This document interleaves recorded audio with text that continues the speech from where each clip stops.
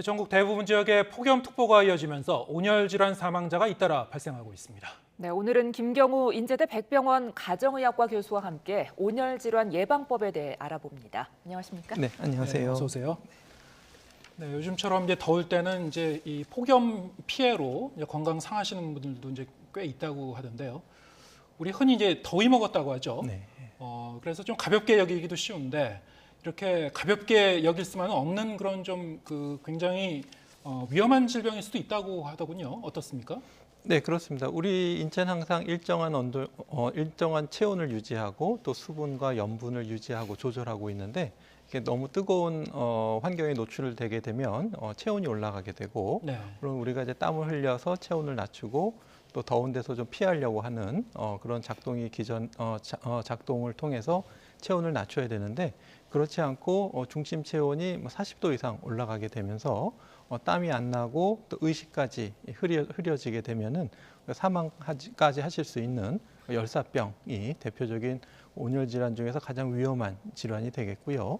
또 이제 40도까지는 아니지만 우리가 이렇게 장시간 충분히 체온이 조절되지 않고 탈수와 고온에 노출되게 되면 피곤하고 어지럽고 또 혈압이 떨어지면서 또 잠깐 또 실신을 하실 수 있는 그런 열탈진 혹은 일사병 이러한 온열 질환도 또 대표적이 되겠고요. 또 그 밖에도 이제 염분 소실을 통해서 나트륨이나 칼륨이나 마그네슘 소실로 통해서 근육에 경련이 생기신다든지 또 태양을 너무 오래 쬐게 되면 일광 화상을 입는다든지 하는 것들도 모두 다 온열 질환에 포함이 될 수 있겠습니다. 네, 이렇게 다양한 온열 질환이 있는데 최근 폭염이 계속되다 보니까 온열 질환자가 늘었다고 하더라고요. 작년과 비교해 보면 얼마나 늘었을까요? 네, 질병청에서는 매년 5월 20일부터 온열 질환 관련 환자 통계를 내고 있는데요. 네. 지금 벌써 올해 관련 사망자가 3분이 생기셨고 또 작년과 비교했을 때 작년에는 7월 3일을 기준으로 했을 때 152명이었다가 이제 올해는 벌써 434명까지 굉장히 거의 3배 가까이 더 많은 온열 질환자가 생겼는데 이것은 아무래도 그 작년보다 확실히 이제 전국 평균 최고 기온 자체가 많이 높기 때문에 많이 덥기 때문에 그만큼 폭염에 노출이 많아지면서 관련 온열 질환자도 빠르게 증가하고 있는 것으로 보입니다. 네. 그 이제 열사병 같은 경우에는 특히 이제 사망에 이를 수도 있다고 하는데요. 전조 증상이 있을 거 아닙니까? 예. 어떤 게 이제 증상이고 또 어떻게 대처해야 되나요? 네, 우선 이제 체온이 올라가고 또 탈수가 되면서 뭔가 어지럽다, 피곤하다, 기운이 없다, 쉬고 싶다 이러한 증상이 오게 되는데 이럴 때 작업을 중단하시고 서늘한 곳으로 피하셔서 충분한 수분을 섭취하시면서 휴식을 취하셔야 되는데 그러지 않고 계속 무리하게 뜨거운 환경에 노출이 지속되게 되면은 우리가 이제 체온 조절 기능을 상실하게 되고 중심 체온이 40도 이상 올라가고 의식이 떨어지는 열사병이 올 수가 있겠는데 이렇게 중심 체온이 많이 올라가게 되면은 우리 여러 가지 장기의 기능이 떨어져서 심장 기능, 간 기능, 콩팥 기능 이런 것들이 모두 나빠질 수 있기 때문에 사망에 이를 수 있는 가장 위험한 상황이 될 수가 있겠고요. 이제 그 전에 이제 우리가 일사병 혹은 열탈진이라고 부르는 온열 질환은 우리가 의식 소실까지는 없지만 뭔가 굉장히 기운이 없고 토하고 싶고 실제로 또 구토를 하시기도 하고 심한 피로감 이런 것들을 느끼실 수가 있는 일사병이 또 이제 대표적인 온열 질환이 되겠는데요. 일단은 그 의식이 없으신 경우에는 빨리 119에 연락을 해서 병원으로 이송을 하셔야 되겠고요. 네. 의식이 어느 정도 되고 있으시고 협조가 되시는 경우에는 수분을 섭취하시고 또 체온을 좀 적절히 낮춰주셔야 되는데 우리가 이제 굵은 혈관이 지나가는 겨드랑이라든가 사타구니라든가 목 이런 데다가 시원한 물이나 또 얼음팩 같은 것들을 끼워들어서 중심 체온을 빨리 낮춰드리고 하는 것들이 필요하겠고 만약에 적절한 휴식으로도 호전되지 않는다 그런 경우에도 빨리 119를 통해서 병원으로 이송하시는 것이 필요하겠습니다. 열사병에 특히 더 취약한 그런 분들이 있습니까? 이를테면 뭐 기저질환을 갖고 있다거나 이럴 경우에는 더 조심해야 되나요? 네, 그렇습니다. 말씀하신 것처럼 특히 이제 어르신이라든지 이런 네. 분들은 장기의 기능이 많이 떨어져 있고 예. 쉽게 탈수가 되고 또 땀을 흘려서 체온을 낮추는 발한 기능이 또 떨어져 계시거나 또 그런 약을 드신다든지 이런 경우에는 쉽게 체온이 빨리 올라가실 수가 있기 때문에 취약하실 수가 있겠고 또 뭐 인지 기능이 좀 떨어져서 이제 시원한 곳으로 피하는 것을 좀 떨어져 있으시든지 혼자서 좀 거동이 불편하시다든지 이런 경우도 위험할 수 있겠고요. 또 이제 매년 또 사고가 보고가 되고 있지만 특히 이제 아주 어린 아이들 같은 경우에 차량이나 버스에 홀로 남겨져 있다가 또 사고를 당하는 경우도 있기 때문에 네. 이런 분들을 특별히 조금 더 잘 돌봐드려야 되겠고요. 이제 온열 질환의 통계에서 상대적으로 이제 뭐 50대라든지 60세 이상 고령층이 많이 있지만은 그렇다고 해도 이제 젊은층 같은 경우에도 충분히 온열 질환 위험성이 높기 때문에 뭐 젊고 건강하시다고 하더라도 무리하게 더운 날에는 어떤 스포츠라든지 야외 작업 이런 것들을 제한하시고 충분한 수분 섭취와 휴식 이런 것들이 굉장히 필요하겠고요.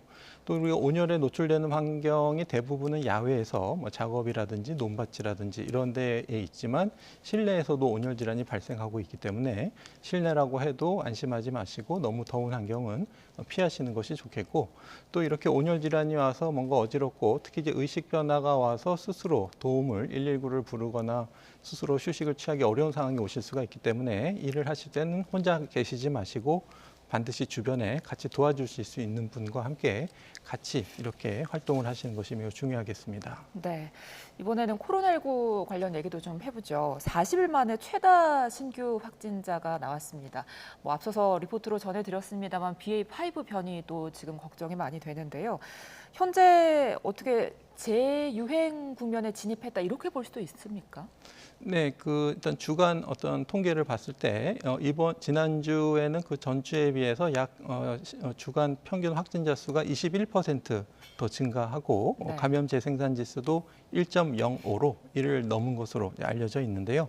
이렇게 다시 재증가 추세로 들어간 여러 가지 이유가 있겠지만 무엇보다도 이제 국내에 검출되는 오미크론 변이 바이러스의 하위 변이 분석에서 BA.5가 차지하는 비율이 2주 전에는 약 7.5%에서 지난주에는 24%까지 굉장히 빠르게 지금 증가하고 있고 곧 우세종화될 가능성이 이제 높기 때문에 기존의 이제 오미크론 변이 중에서도 전염력이 높은 그런 변이들이 점유율이 높아지면서 더 많은 확진자가 생기고 있고 아마 이렇게 더 전염력이 높은 이유 중에 하나는 BA.5가 또 기존의 오미크론들에 비해서 기존의 면역력을 또 좀 회피하는 능력이 조금 더 추가적으로 높아지지 않았겠느냐 이렇게 좀 추정하고 있는데요. 네. 만약에 이렇게 BA.5의 국내 검출률이 점점 증가하게 되면 매주 이제 확진자 증가세가 뭐 20%에서 50%씩 계속 증가하게 되면은 3, 4주 내로 이제 3배 이상, 3만 명 이상 또 증가할 위험성이 있기 때문에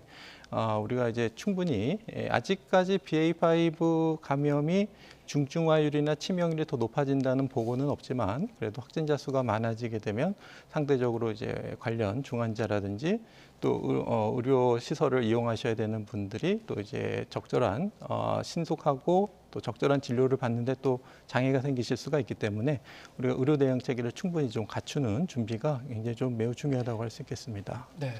지난 이제 겨울과 봄에 이르는 기간 동안에 이제 대유행기에 확진됐던 분들이 많은데 이분들이 이제 이 감염되고 나서 이제 항체가 생겼단 말이죠. 하지만 그 이후에 이제 한 석 달 이상 지나면 이제 이 항체가 급격히 줄어든다고 하던데요.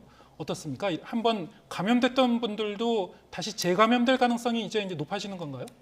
일단은 우리가 2차 내지 3차 접종까지 하시고 그다음에 이제 오미크론에 한 번 더 감염이 되시는 우리가 네. 이제 하이브리드 면역을 어느 정도 획득하신 분들 같은 경우에는 항체 역가가 아직은 좀 상당히 많이 높을 것으로 유지되는데 네. 그것이 어느 정도 유지될 것인가는 아직 좀 밝혀져 있지는 않고요.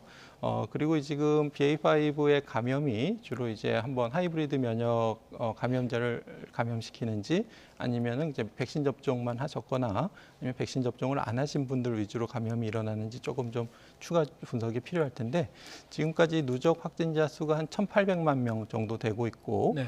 그 중에서 이제 진단받지 않은 분들을 한 20-30%로 추정하게 되면은 한 2,300만 명 정도는 어느 정도 백신 면역과 자연 면역을 같이 가지고 있을 것으로 예상이 되는데 또 반대로 말하면 또 2천만 명 이상이 또 면역력이 떨어지게 되면은 추가적인 또 면역력을 회피하는 능력이 뛰어나고 전염성이 매우 높은 오미크론 하이 변이가 유행하게 되면은 추가적인 감염 위험이 조금 더 상대적으로 높아질 수 있다는 걸 시사하기 때문에 일단은 지금 특히 이제 60세 이상은 4차 접종, 또 60세 이하 젊은 사람들은 3차 접종까지 권고되고 있는 예방 접종을 잘 맞아주시고 또 기존에 해오셨던 개인위생 수칙 같은 것도 잘 지켜주시는 노력들이 매우 중요할 것 같습니다. 네.